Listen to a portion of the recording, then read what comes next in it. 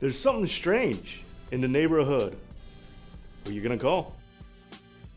It's Halloween time here on Dave Knows Wrestling. Actually, it's Halloween time everywhere. You know what? Never mind. And that also used to mean it was time to get super psyched about wrestling, because October used to be home of one of the greatest pay-per-views there ever was. And why not? Halloween, after all, is a way better theme for a wrestling pay-per-view than Christmas, New Year's, or Valentine's Day.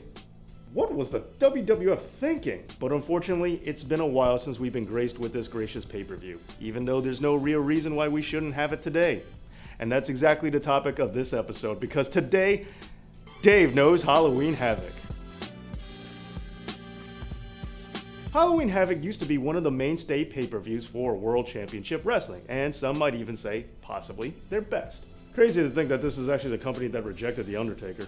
The very first Halloween Havoc took place October 28, 1989, in one of the biggest wrestling cities there is, Philadelphia, Pennsylvania. The main event actually featured Sting teaming up with Ric Flair as they defeated the Great Muta and Terry Funk in a Thunderdome match with special guest referee Bruno Sammartino. And the following year took place in CM Punk country, Chicago, Illinois, as NWA World Heavyweight Champion Sting successfully retained his title against challenger Sid Vicious. And then 1991, hailing from Chattanooga, Tennessee, gave us the infamous Chamber of Horrors match. Now, some people have called this one of the worst matches of all time next to a Monster Truck Sumo match, while others have called this the most awesomely crazy match this side of a Hardy compound. It featured Sting, El Gigante, and the Steiner brothers going against Cactus Jack, Abdullah the Butcher, the Diamond Stud, and Big Van Vader. It all took place inside a massive steel structure, and it ended when Abdullah the Butcher took the wrong side of an electric chair. And I don't mean an electric chair drop, I mean an actual electric chair. Alright, I don't mean an actual electric chair, I mean like a kayfabe actual electric chair.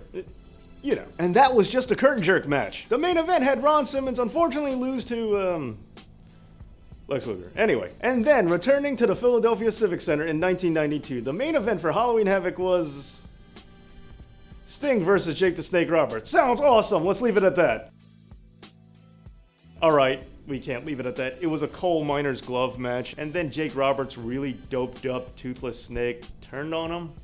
I don't know if the snake did a face turn or a heel turn. I guess it's perspective. But the cool thing was that this match was actually a spin the wheel make a deal match, where the match stipulation is actually determined by a spinning wheel. Whatever it stops on, that's the kind of match you get. This would go on to be one of the hallmarks of WCW and very well known for Halloween Havoc itself. And then in 1993, New Orleans, Louisiana, spinning the wheel would actually return to determine the main event. This time, it would be a Texas Death Match featuring Big Van Vader, the champion, going against Cactus Jack. And Foley took a beating to finish that match. And then in 1994, in the Joe Louis Arena in Detroit, Michigan, Hulk Hogan put his career on the line as he went against Ric Flair for the WCW World Heavyweight Championship inside of a steel cage with special guest referee Mr. T. Hey, what is it with Hulk Hogan and biased refs? And then the following year we would return to Detroit, Michigan yet again, with champion Hulk Hogan going against the Giant, with an ending of ECW schmoz level proportions, and the belt would actually be vacated after this, held up for the winner of the World War III event the following month. And then it was on to 1996 in the MGM Grand in Las Vegas, Nevada. Now, a heel Hogan as Hollywood Hogan took the belt into the pay-per-view where he defended his belt against Macho Man Randy Savage and successfully retained. However, after this is when Roddy Piper actually made his WCW debut. And then 1997 we saw a return to the MGM Grand in Las Vegas where Roddy Piper actually finally defeated Hulk Hogan in the main event. And then on to 1998, yet again, Las Vegas, Nevada, MGM Grand. This time the main event was Goldberg versus DDP, where a lot of people actually thought DDP had a chance to finally end Goldberg's winning streak and take the title. And some have argued that this might be the best actual wrestling match that Goldberg ever had. And unfortunately, this also had Hogan versus Warrior 2. Horse Hogan, the Ultimate Warrior, and Flash Paper? How could this possibly have gone wrong? And in case you can't tell, this is when things start to wind down for the pay-per-view. Halloween Havoc, 1999, yet again, MGM Grand, Las Vegas, Nevada.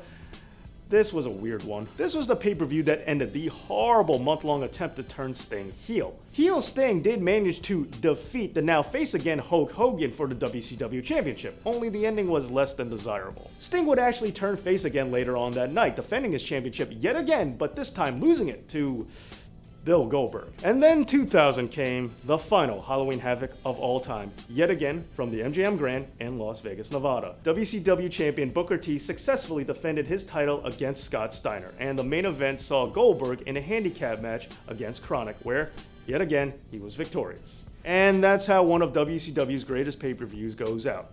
Not with a bang, but with a whimper. And now, yes, I know there have been many ups and downs for this pay-per-view as a whole. However, that does not change the fact that this is one of the greatest pay-per-view events in all of wrestling history. But with WWF's purchase of WCW, there is no reason why we can't just bring this pay-per-view back. I mean, Vince McMahon has to know when everybody was clamoring about the return of the October pay-per-view, he should have known we weren't talking about No Mercy.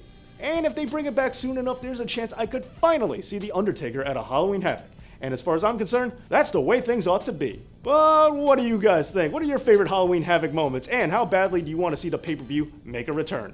Let me know in the comments. And please don't forget to like, share, and subscribe, as well as checking me out on Patreon. Thanks again for watching, and as always, this has been Dave Knows. Happy Halloween. Thank you for watching my video. If you like, check out my other videos. This one about the Undertaker Origins movie that never got to happen. Or this one, the second episode of the Monday Night Wrong. Check them out. I think you'll like them.